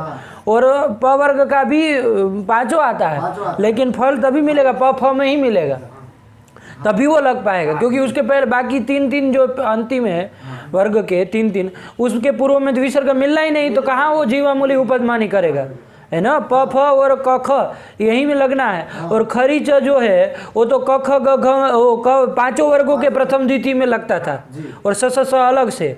और ये केवल क वर्ग के प्रथम द्वितीय फलितार्थ ही आ रहा है कि वो केवल क वर्ग का क ख और प वर्ग का प फ के परे रहते लगता है, इसलिए अपवाद सूत्र हो गया। हुआ कि नहीं हुआ? अब इसकी अपेक्षा वो भी ये ईदुदु पद से चा प्रत्यय से अपवाद है। कैसे है? देखिए, ये भी कुप्वो हो परियो हो कहता है, वो भी कुप्वो हो परियो हो कहता है। ये विसर्ग को जीवामूली उपदमानी करता है, वो विसर्ग को मूर्धन्य शकार। अब देखो कुप्वो हो का पहुंच जो विसर्ग को जीवामूली उपदमानी करता है वो किसी भी विसर्ग को करता है, कवर्ग पवर्ग के परे रहते किसी भी विसर्ग को वो लग सकता है, लेकिन उसका ऐसा नहीं है। ईदुदु पद से चा प्रत्यय से वो कोई विशेष विसर्ग, ऐसा विसर्ग हो जो इकार हो कार हो पद हो, है ना, ऐसा जो रहेगा उसी में वो लगेगा। आया कि नहीं आया? और वो जो और अप्रत्यय हो साथ में, प्रत्यय अवयव न हो, ऐसे विसर्ग में तो कुछ और संक्षिप्त हो गया ना, छोटा व्याप्य हो गया, वो थोड़ा व्यापक है उसका क्षेत्र, इसलिए अपवाद हो जाए। आए समझ में? तो ये कर दिया। तो ईदुदु पद से चा प्रत्यय, अब ये उसका अपवाद इतना आपको समझ में आया। अब आइए पुम्हु कोकिला, ये स्थिति थी विसर्ग जब कर दिया तब पुम्हु कोकिला, पुम्हु कोकिला ये स्थिति थी। अब इस स्थिति में विसर्जनीय से सह प्राप्त है, इसको बात करके कुप्पो हो अक पहुंच लगेगा। और इसको बात करने के लिए आपने बताया संपुम का नाम सो वक्तव्य है, ऐसा आपने कहा, लेकिन ये सही है क्या? अभी कुप्पो हो अक पहुंच का भी कोई बाधक होगा। ईदुदु पद से चा प्रत्यय से मान लीजिए लग रहा है, तो उसका बात संपुम का नाम सो वक्तव्य से होगा, ये कहना चाहिए ना आपको। बात समझ में आई कि नहीं आई? तो देखिए अभी यहाँ ये लग सकता है ईदुदु पद से चा प्रत्यय से प्राप्त है कि नहीं है? प्राप्त है। देखिए कुप हो पर हो, को वर्ग अथवा पवर्ग पर में है कि नहीं है? का वर्ग पर में है। तो जो विसर्ग है वो विसर्ग कैसा होना चाहिए? इकारो कारो पद होना चाहिए। एक ऐसा इकारो पद है कि उकारो पद है कि नहीं है? और अप्रत्यय होना चाहिए, प्रत्यय अवयव ही नहीं होना चाहिए, प्रत्यय का अवयव नहीं होना चाहिए। तो ये तो पुम का म के स्थान में स रू हुआ था, उसका विसर्ग है ना, प्रत्यय का अवयव नहीं ना है, नहीं है, ठीक है ना। तो यहाँ पर इस विसर्ग को क्या होना चाहिए? स आदेश होना चाहिए। तो आपको बोलना क्या चाहिए कि ईदुदु पद से चा प्रत्यय के द्वारा मूर्धन्य सकारे प्राप्त हो संपुम का नाम सो वक्तव्य न नित्य दंत्य सकार, इसके द्वारा दंत्य सकार हो जाए, ये कहना चाहिए ना। और हम लोग तो कुप्पो का पहुंच से सीधा उस कुप्पो का पहुंच को बात करके लगा दिए। किसको? संपुम का नाम सो वक्तव्य। लेकिन क्या करना चाहिए? वस्तुतः प्रक्रिया के अनुसार देखे तो क्या हो रहा है? कुप्पो का पहुंच को बात करेगा ईदुदु पद से चा प्रत्यय उसको बात करेगा मूर्धन्य सकार प्राप्त होने पर संपूर्ण का नित्य सकार। समझ में आया? पहले हमने क्या किया था? पुम्हु कोकिला पुम्हु दोनों स्थितियों में विसर्ग को विसर्जनीय से सह से विसर्ग प्राप्त है, उसको बात करके कुपो को पहुंच से जुह्वामूलीय प्राप्त था, और उसको बात करके संपुम का नाम सो वक्तव्य लगा दिया। ये हमने किया एक पक्ष में, पहले ये कर रहे थे। लेकिन यहाँ पर कोई आके कहेगा ना कि अरे ऐसे कैसे कर दिए, इसको बात करने वाला ईदुदुपद से चा प्रत्यय से, उसको बात करके संपुम का नाम सो वक्त लगाना तो संपुम का नाम है, लेकिन किसको बात करके लगेगा वो तो विचार करना पड़ेगा ना। ठीक हुआ? तो इस तरह से जाएंगे। तो ये बात समझ में आई? अब देखिए यहाँ पर एक बात समझिए आप लोग, उधर देखने से कुछ नहीं मिलेगा, देखना था तो वहाँ देख के आते तो समझ में आता, यहाँ अभी देखोगे तो कुछ नहीं समझ में आएगा, घूम जाएगी बात। देखिए अब यहाँ पर क्या प्रश्न होगा, आपने कहा ईदुदुपद से चा प्रत्यय से लगेगा, कैसे लगेगा, कैसे लगेगा, कटाओ। पुम्हु कोकिला ये स्थिति है, यहाँ पर पुम्हु मतलब जो विसर्ग है वो इकार उकार उकारोपद है और प्रत्यावय भी नहीं है, तो ऐसे विसर्ग को पवर्ग परे रहते, पवर्ग कहाँ पर है, कवर्ग या पवर्ग परे रहते मूर्धन्य श आदेश होगा, यहाँ पर कवर्ग पर में है, तो इस विसर्ग को श आदेश प्राप्त है। नित्य मूर्धन्य श आदेश होना चाहिए, ये आप कहेंगे ना, लेकिन नहीं लगेगा, नहीं लगेगा। आप कहेंगे क्यों नहीं लगेगा, सब तो घट रहा है, एक उकारोपद भी है, अप्रत्यय भी है ना, कवर्ग पर में भी है, तो विसर्ग को होना चाहिए ना, लेकिन नहीं लगेगा। क्यों नहीं लगेगा? अप्रत्यय कहा, वहाँ से आप ध्यान दीजिए, प्रत्यय का नहीं होना चाहिए, प्रत्ययावयव नहीं होना चाहिए। ये जो ये विसर्ग है वो प्रत्ययावयव है। अब आप कहेंगे कहाँ प्रत्यय था, पुम ही था, पुम शब्द था, प्रातिपदिक पुंस, उसमें सकार तो चला गया, पुम बचा था, उसी के म को रू किया, उसी को विसर्ग हुआ, तो कहाँ प्रत्ययावयव। लेकिन पहले ध्यान दीजिए पुंस बना कैसे है, पुंस बना कैसे है वो देखिए। क्या पुंस कैसे बना है, तो देखिए पुंस कैसे बनाएंगे, बनाओ। पा धातु है, क्या धातु है, पा धातु है, पारक्षण है दादा, पारक्षण है। हाँ, तो पा धातु से जब आप क्या, एक सूत्र है पातेर डुमसुन, उणादि का सूत्र है, क्या है, डुमसुन। डुमसुन में डकार की संज्ञा हो, डुमसुन प्रत्यय है, पा धातु से डुमसुन प्रत्यय होता है, ठीक है ना, क्या डुमसुन प्रत्यय होता है, डुमसुन में डकार की संज्ञा हो जाएगी, है ना। तो क्या बचा, उमसुन बचा, उसमें नकार की हलंत्यम से ईच संज्ञा हो जाएगी, और उकार उच्चारणार्थ है, चाहे उपदेश जन्मनासिक ईच से कर दीजिए, क्या बचा, उम्स बचा। अब आगे क्या धातु था, पा उम्स, ये स्थिति बनी। अब इसमें डकार की संज्ञा हुई है ना, तो डित्व सामर्थ्याद अवश्यापि टेर लोप, तो पा में टी भाग क्या है, उसका लोप कर दो तो क्या बचा, हल बचा ना, आगे उम्स है, मिला दो क्या बना, पुम्स, ये स्थिति बनी, यही पुम्स बना है, यही पुंस शब्द, इसी का पुमान प्रथमा एक वचन में बनता। बात समझ में आई? अब मुझे बताओ, ये पुंस का जो ये म के स्थान में आपने रू किया था ना, पुमा कयम पर, तो ये म जो था वो किसका था, था कि नहीं था, प्रत्ययावयव मकार था, उसी मकार के स्थान में पुमा कयम पर से रू हुआ, उसी को विसर्ग हुआ, तो प्रत्ययावयव है कि नहीं है, वो प्रत्ययावयव है। बात समझ में आई कि नहीं आई? इसलिए ईदुदुत पदस्य चा प्रत्यय से नहीं लगेगा, आया नहीं आया? तो अब क्या बोलोगे, विसर्ग जब कर दिया खरवसा ने, उसके बाद विसर्जनीय से स प्राप्त था, उसके बाद जीवामूलीय होने जा रहा था, उसको बात करके समपुम का नाम सो वक्तव्य ये हो जाएगा, एक आन ईदुदुपद से चा प्रत्यय से लगेगा क्या, नहीं लगेगा। क्यों नहीं लगेगा, कि वो प्रत्यय का विसर्ग होता है, उसको मूर्धन्य नहीं करता, ये तो प्रत्ययावयव है, ठीक है ना। कब कैसे प्रत्ययावयव है, क्योंकि वहां हमने प्रकृति प्रत्यय देखा पुंस में, वहां पा धातु से डुम सुन किया, तो वो म था जो प्रत्ययावयव था, उसी को रू हुआ, वही उसी को विसर्ग हुआ, तो प्रत्ययावयव ही ये विसर्ग है। अब समझ में आ गया प्रत्ययावयव क्या होता है, ये होता है। थोड़ा धैर्य बनाना चाहिए, वो आता ही समझ में, हो गया, ये कर दिया। अब देखिए यहाँ पर ये तो आपने कर दिया, ठीक है ना, तो नहीं लगेगा। तो ये देखिए उणादि में है ना, दो पक्ष चलते हैं, क्या पक्ष चलते हैं, दो पक्ष चलते, कौन कौन, एक व्युत्पन्न व्युत्पत्ति पक्ष और एक अव्युत्पत्ति पक्ष, ठीक है ना, एक व्युत्पत्ति पक्ष और एक अव्युत्पत्ति पक्ष। व्युत्पत्ति पक्ष पहले इसको समझ लीजिए, क्या व्युत्पत्ति पक्ष है, क्या अव्युत्पत्ति पक्ष है।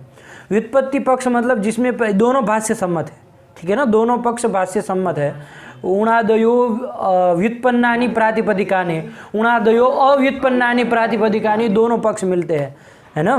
कि ये जो है व्युत्पन्न, आप देखिए व्युत्पत्ति पक्ष और व्युत्पत्ति पक्ष क्या है। व्युत्पत्ति पक्ष मतलब जिसमें प्रकृति प्रत्यय का विभाग हो। संक्षेप में यदि कहना हो व्युत्पत्ति पक्ष मतलब क्या, जिसमें प्रकृति प्रत्यय का विभाग हो व्युत्पत्ति पक्ष है, जिसमें प्रकृति प्रत्यय का विभाग न हो अव्युत्पत्ति पक्ष है। बात समझ में आई। उणादि के लिए ये नियम है, उणादि के लिए दो पक्ष चलते हैं, दोनों भाष्य सम्मत है, दोनों में प्रमाण मिलते हैं, ठीक है ना। अन्वेषण करिएगा, प्रमाण मिल जाएगा टीका में कहीं। तो देखिए यहाँ पर पुंस जो आपने बनाया है ना, उसमें व्युत्पत्ति पक्ष लेंगे तब तो क्या होगा, उसमें प्रकृति प्रत्यय का विभाग होगा। पा धातु है, डुम सुन प्रत्यय किया, ये सब हुआ है ना, तब तो ये बना। और ये जो म है वो प्रत्ययावयव माना जाएगा, है ना। और तब जाकर तब ईदुदुपध से चा प्रत्यय से नहीं लगेगा, नहीं लगेगा, क्योंकि वो अप्रत्यय में लगता है, ये तो प्रत्ययावयव है। आया कि नहीं आया। तो व्युत्पत्ति पक्ष में ये नहीं लगेगा, आया कि नहीं आया। लेकिन अव्युत्पत्ति पक्ष हो मतलब पुंस ऐसा शब्द ही है, इसमें कोई प्रकृति प्रत्यय कुछ नहीं, इसमें म ये प्रत्ययावयव ऐसा कुछ नहीं, पुंस एक बस प्रकृति है, मतलब बस पुंस एक प्रातिपदिक है अखंड। अब देखिए सुनो, अव्युत्पत्ति पक्ष में पुंस एक अखंड शब्द, इसमें कोई प्रत्यय नहीं, कोई प्रकृति नहीं। बात समझ में आई। अब यहाँ पर जब वो विसर्ग म को रू हुआ, रू को विसर्ग हुआ, अब यहाँ ईदुदुपध से चा प्रत्यय से लगेगा कि नहीं लगेगा। बात समझ में आई ना। बात समझ कि अव्युत्पत्ति पक्ष यदि मानोगे तो यहाँ पर क्या होगा, म के स्थान में जो रू को विसर्ग हुआ, उस विसर्ग को अब लगेगा, क्योंकि अप्रत्ययावयव हो गया। कौन पक्ष में, व्युत्पत्ति पक्ष में क्या होगा। हाँ, अब देखिए आपको दोनों अलग अलग करना है। व्युत्पत्ति पक्ष में कैसे बोलना है प्रक्रिया, ये आपको ध्यान देना, और अव्युत्पत्ति पक्ष में कैसे प्रक्रिया बोलनी, थोड़ा अंतर है। आप दोनों बोल ही चुके हैं, बस बिठा लीजिए। देखिए व्युत्पत्ति पक्ष जब मानेंगे तो ये म जो विसर्ग हुआ है, पुम्हु कोकिला दोनों रूपों में, वो विसर्ग कैसा है, प्रत्ययावयव है। तो देखो इसमें विसर्जनीय से सह प्राप्त है, उसको बात करके कुपो कपोचा प्राप्त है, उसको बात करके ईदुदुपध से नहीं प्राप्त है।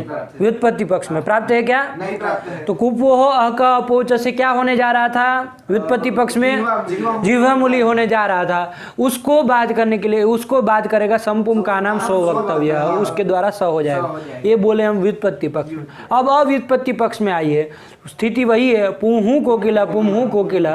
अब अव्युत्पत्ति पक्ष जब है तो ये विसर्ग जो है वो प्रत्ययावयव नहीं है। अब क्रम से आइए, विसर्जनीय से सह प्राप्त था, उसको बात करके कुपो क पहुंचा, उसको बात करके ईदुदुपध से चा प्रत्यय से मूर्धन्य सकार होने जा रहा था, उसको बात कर दिया संपुम का नाम सो वक्तव्य से दंत्य स हो गया। दो रूप बन गए, पुम्हु कोकिला। रूप यही बनना है, आपको ध्यान देना है। व्युत्पत्ति पक्ष में किसको बात करके लगेगा, अव्युत्पत्ति पक्ष में किसको बात करके लगेगा। देखिए दीक्षित जी क्या लिख रहे हैं। व्युत्पत्ति पक्षे पुमः खय्यं परे अंपरे खयि पुं शब्दस्य रुः स्यात्। व्युत्पत्ति पक्षे अप्रत्ययस्य इति षत्वपर्युदासात् अहक्क अह्पयोः प्राप्तौ, अव्युत्पत्ति पक्षे तु षत्वप्राप्तौ संपुंकानाम् इति सः। आया व्युत्पत्ति पक्ष, अन्वय करिए उस पंक्ति का।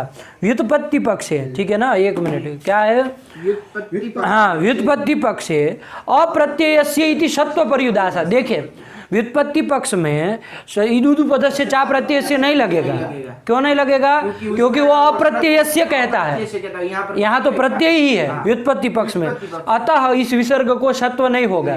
तो व्युत्पत्ति पक्ष में क्या प्राप्त हो रहा था, कुपो अक पौच के द्वारा जिह्वामूलीय प्राप्त था। तो जिह्वामूलीय से प्राप्तौ, अकपयोः प्राप्तौ, उसका अन्वय करिए आगे, संपुम का नाम इति सह। प्राप्तौ के बाद सीधे ले लीजिए क्या, संपुम का नाम इति सह। कौन पक्ष में, व्युत्पत्ति पक्ष है। अब पंक्ति बोलो, तुम कैसे बोलोगे, व्युत्पत्ति पक्ष है। व्युत्पत्ति पक्षे अप्रत्ययस्य इति षत्वपर्युदासात् अहक अह्पयोः प्राप्तौ प्राप्तो संपुम का नाम इति सह आया कि नहीं आया? इति सह, इसके द्वारा स आदेश हो जाएगा, दंत्य स आदेश हो जाएगा। आया ना? सत्व पर्युदासते, समझ में आई ना पंक्ति? कि अप्रत्यय से द्वारा क्या हो जाएगा? सत्व का निषेध हो जाएगा, है ना? अप्रत्यय के कारण व्युत्पत्ति पक्ष होने के, व्युत्पत्ति पक्ष में अप्रत्यय के द्वारा निषेध हो जाने के कारण सत्व का निषेध हो जाएगा। जब सत्व नहीं होगा तो कुपो कपोच से जीवामूली होने जा रहा था, उसकी प्राप्ति में संपुम का नाम स्वभक्त स कर दिया। अब आइए अव्युत्पत्ति पक्ष में। अव्युत्पत्ति पक्षे तु सत्व प्राप्त हो संपुम का नाम इति सह, क्योंकि अव्युत्पत्ति पक्ष में चूंकि वो जो विसर्ग है वो प्रत्ययावयव नहीं है, तो कुप्पोह को भी बात करके ईदुदु पदस्य चा प्रत्यय से जो क्या होने जा रहा था, मूर्धन्य से हो रहा था, उसको बात करके संपुम का नाम इति सह बना। ग्रंथ लगा यहाँ तक का?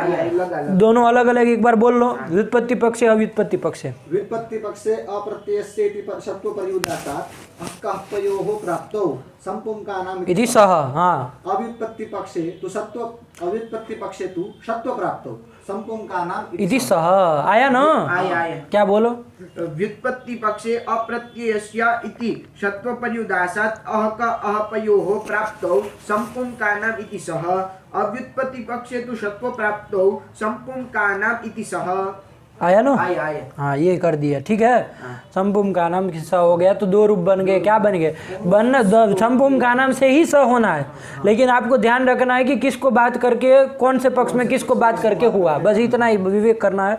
वो एक पंक्ति याद रखेंगे तो पूरा दिमाग में रहेगा, कोई कठिन बात नहीं है। चलिए, तो ये कर दिया, तो दो रूप बन गए। पुंस कोकिला, एक अनुनासिक वाला, एक अनुस्वार वाला, ठीक है ना? ये दो रूप बन गए।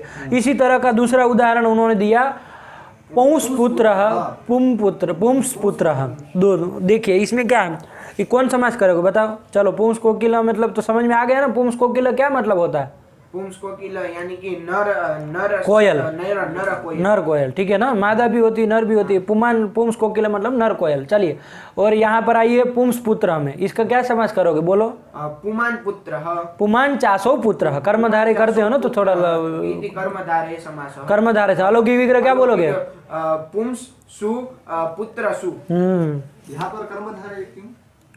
क्या करेंगे फिर? पुमान पुंस पुत्र है, मतलब पुमान पुत्र है, जो पुमान होगा वही पुत्र होगा। इसका कहना यह है कि पुत्र जो होता है वो पुमान ही होता है। पुत्र जो होता है वो पुमान ही होता है, पुरुष ही होता है। तो फिर पुमान विशेषण देने की क्या जरूरत है? ऐसा ही कहना चाह रहे हो ना? तो देखो, पुत्र जो है ना, पुत्र शब्द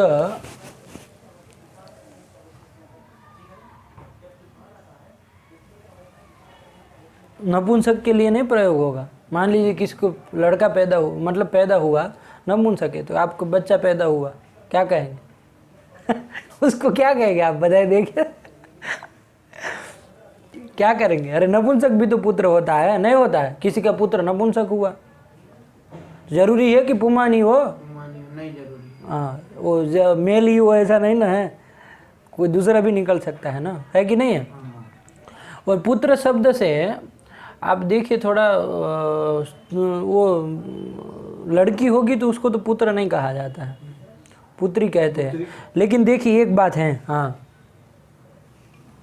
नपुंसक वाला बैठा कि नहीं बैठा, वो तो हुआ ना। तो उसमें क्योंकि किसी का मान लीजिए वो ऐसा लड़का हुआ है ना, तो क्या करेंगे फिर? पुमान को पुमान पुत्र नहीं ना बोलेंगे, तो फिर इसलिए तो विशेषण तो ठीक है कि भाई तुमको पुमान पुत्र हुआ है ना, नपुंसक पुत्र नहीं हुआ। ये तो हो जाएगा। दूसरी एक बात ये भी ध्यान दीजिए कि क्या होता है, पुत्र और पुत्री में जब मान लीजिए द्वंद्व करना हो, है ना, मान लीजिए किसी को लड़का और लड़की दोनों है ना, तो क्या होता है कि पुत्रश्च पुत्री च इति क्या रूप बनेगा? एक शेष हो जाएगा, क्या पुत्र? दो तो पुत्रौ है ना, पुमान स्त्रिया लगेगा, वो स्त्री उसका लोप हो जाएगा, है ना, एक लोप हो जाएगा, पुत्र शेष रहेगा। अब जो दो थे तो द्वित्व आएगा तो ओ रहेगा, तो पुत्रो। जैसे देवी च देवश्च इति देवौ करते हैं ना, उसी तरह पुत्रश्च पुत्री च, चाहे पुत्री च पुत्रश्च किसी भी तरफ रखिए, लेकिन रूप क्या बनेगा? पुत्रौ। अब देखिए पुत्रौ स्तः, अब इसमें भ्रांति हो सकती है कि नहीं हो सकती है? कि दोनों लड़के हैं कि एक लड़की है एक लड़का है, ऐसा होगा कि नहीं होगा? आई बात समझ में? तो जब पुमान आगे जोड़ देंगे तो स्पष्ट हो जाएगा कि भाई दोनों लड़के हैं, है कि नहीं है? तो ये इस तरह का, तो इस तरह में भी पुत्र में भी ऐसे जो कह रहा था कि जब पुत्र लिखा है तो पुत्र तो मतलब पुमान ही होता है, उसमें कहने की क्या जरूरत, तो इसीलिए कहने की जरूरत पड़ती है, ठीक है ना? क्योंकि एक से में संदेह हो जाता है कि एक पुत्र एक पुत्री कि दोनों लड़के कि क्या कहना चाह रहे हो, तो इसमें पुमान जोड़ देंगे तो ये होता है। बात समझ में आई? तो यही है, और बाकी वो सब लगाओ जितना करना हो, लेकिन इतना बना तो पुमान चासो पुत्र है, यही कर दीजिए कर्मधारय। पुंस सु पुत्र सु, कर्मधारय समास प्रातिपदिक संज्ञा सुपलुक, क्या बचा? पुंस पुत्र। पुत्र। पुंस पुत्र, ये बन गया, बना ना? हाँ, पुंस, पुत्र। हाँ अब लगा वही सूत्र सब। अंतर का लोप, संयोगांत से लोप है। तो इसको बिना बोले कभी मत बोलना, संयोगांत से लोप से सकार का लोप हो जाएगा। तो क्या स्थिति बनी? पुम पुत्र। पुम पुत्र, ठीक है, ये स्थिति बनी। अब पुम पुत्र, अब आइए कौन लगेगा? समासुटी तो लगना नहीं है, क्यों? क्योंकि सम को करता है। हाँ हाँ चलो, है ना, ये तो इसमें पुम अखयम पर ऐसे हो जाएगा कि नहीं हो जाए, देखते हैं। पुम के रू होता है, पुम को रू होता है कब? अम पर खय होता है, तो पहले खय होना चाहिए। तो देखिए क्या पर में है? प है, तो खय में आएगा, है ना, वर्ग प्रथम द्वितीय आता है, प प्रथम हो गया, तो खय पर में है। और उसके पर में क्या होना चाहिए? आम होना चाहिए, तो ऊ है तो आम में आ गया, तो आम पर खय मिल गया, तो क्या हो जाएगा? पुम को रू, पुम के मकार के स्थान पे रू रू हो जाएगा, उसका र बच, क्या स्थिति बनी? पूर्व पुत्र। पुत्र बन गया। अब अत्रानुनासिका पूर्व से तुवा से पूर्व को अनुनासिक आदेश कर दीजिए, और जब वो न लगे तो उसके पर में अनुस्वार आगम कर दीजिए, तो पूर्व पुत्र पुम्र पुत्र, ये दो स्थितियां बन गए। अब वही स्थिति वही काम करना है आपको। क्या विखरवसानी और विसर्जनीय लग जाएगा ना, खर पर में है ही, तो विसर्ग कर दो, क्या बनेगा? पुम हूँ पुत्र, ये दो रूप बन गए। अब दो स्थिति बनी। अब यहाँ पर दोनों में विसर्जनीय से सह प्राप्त है, सेम प्रक्रिया यहाँ से जैसे पूर्व में किए थे। व्युत्पत्ति पक्ष यदि मानेंगे, इसमें थोड़ा पानी दो, उसमें फटाफट डालो इसमें।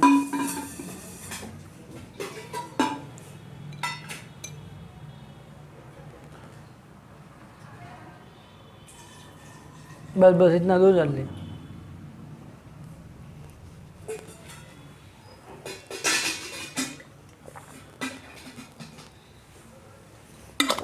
चलो, तो क्या कर दिया? स्थिति में हाँ, व्युत्पत्ति पक्ष में, यहाँ पर भी इसी तरह दोनों पक्ष लेना। व्युत्पत्ति पक्ष में जब चलेंगे तो क्या लगेगा? विसर्जनीय से सह प्राप्त है, उसको बात करके। अब देखिए, अब यहाँ इसको बात करके इदु पद से चा प्रत्यय से प्राप्त है क्या? व्युत्पत्ति पक्ष में नहीं, क्योंकि वो अप्रत्यय को करता है। व्युत्पत्ति पक्ष में प्रत्यय का ही अवयव विसर्ग है, इसलिए नहीं होगा, तो नहीं वो बात करेगा। तो कुपो कपोच से क्या होने जा रहा था? उपदमानीय। हाँ, ये ठीक है। पहला वाला जीवा मूल्य का था, दूसरा वाला उपदमानीय का। वो पंक्ति में देखिए अकपयो हो प्राप्त हो लिखा है, तो अक वो पुंस कोकिला के लिए है, और अप जो है वो पुंस पुत्र के लिए, दोनों को साथ में एक साथ दिया है, ठीक है ना। तो चलिए, तो ये प्राप्त होना, जो उपदमानीय प्राप्त होने जा रहा था, उसको बात करके संपुम का नाम इति सह हो गया।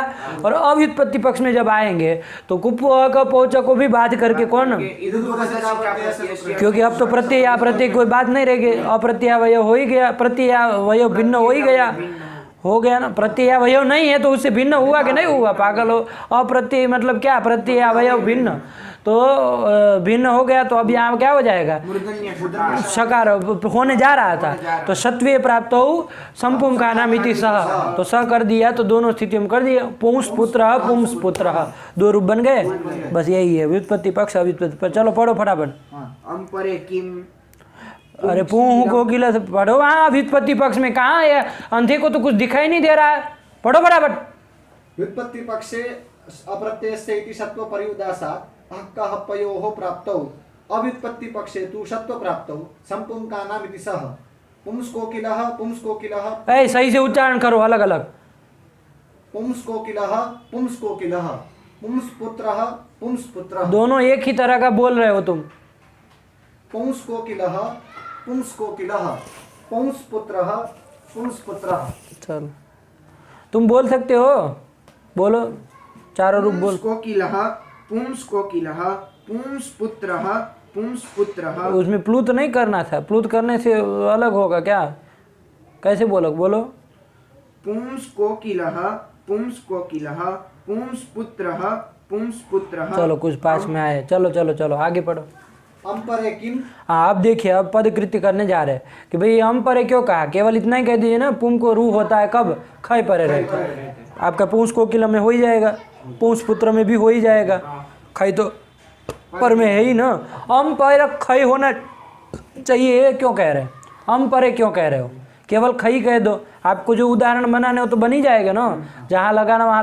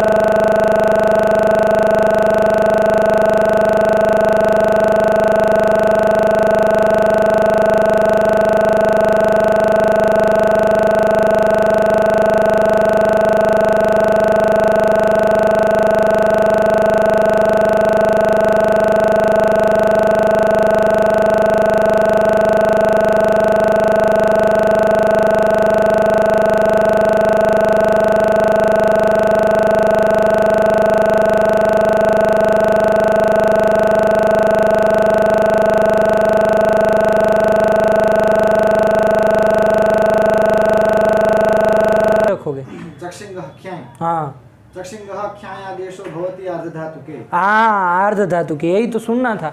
आर्ध धातु परे रहते होता है, ठीक है ना। अब देखिए चक्षिंग धातु से ल्यूट कर दिया, ल्यूट के यू बचा। ये ल्यूट कैसा है, धातु से विहित है और तिंगसित से भिन्न है कि नहीं है, तो इसकी क्या हो जाएगी, ये ल्यूट का यू बचेगा, यू के स्थान में यू और नाको से अन आदेश हो जाएगा।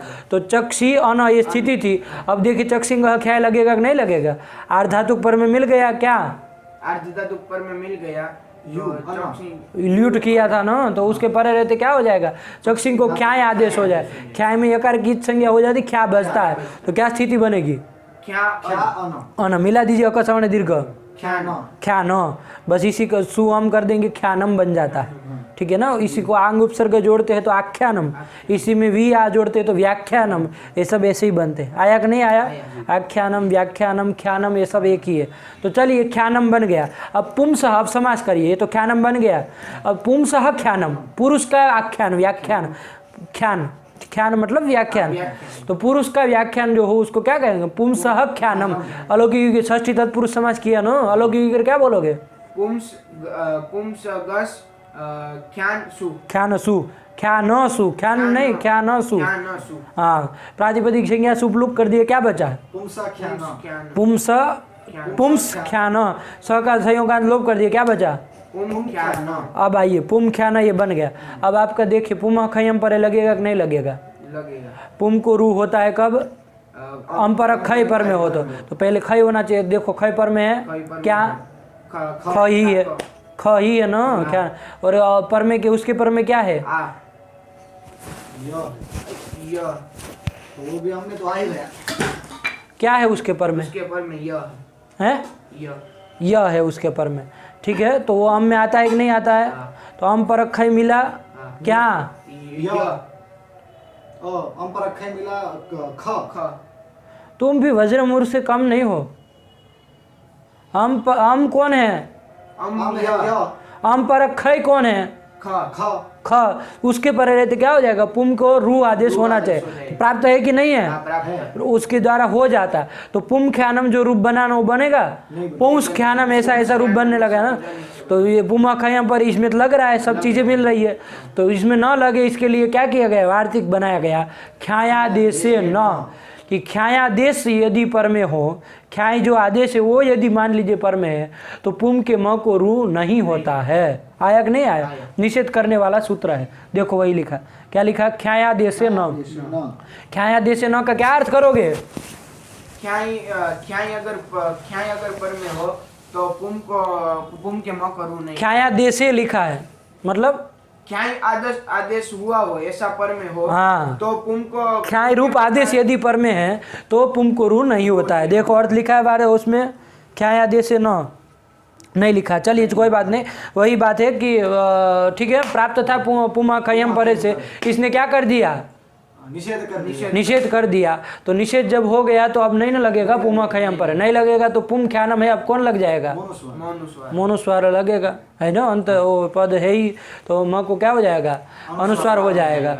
और यहाँ पर ध्यान दीजिए, अनुस्वार से यही पर सवर्ण लगेगा कि नहीं लगेगा,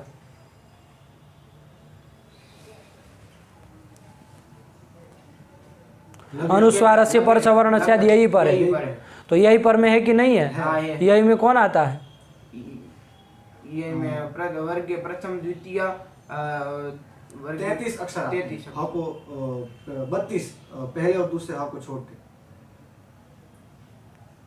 कितने आएंगे,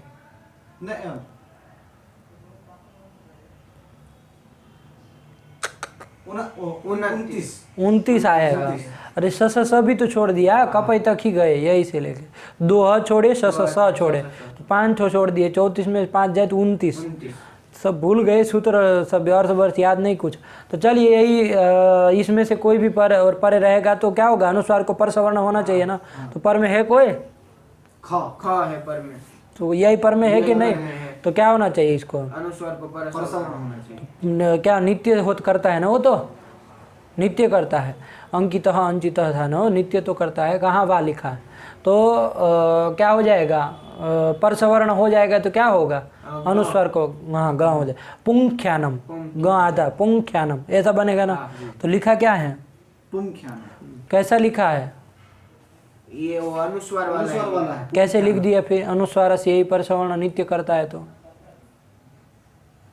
अरे बाघो, वो वा पदांत से उसका अपवाद था, अनुस्वार से यही पर सवर्ण का क्या कहता था? पदान्तस्य अनुस्वार से वा पर सवर्ण स्याद यही पर है कि पदांत यदि वो अनुस्वार है तो विकल्प से होगा। बात समझ में आई कि नहीं आई?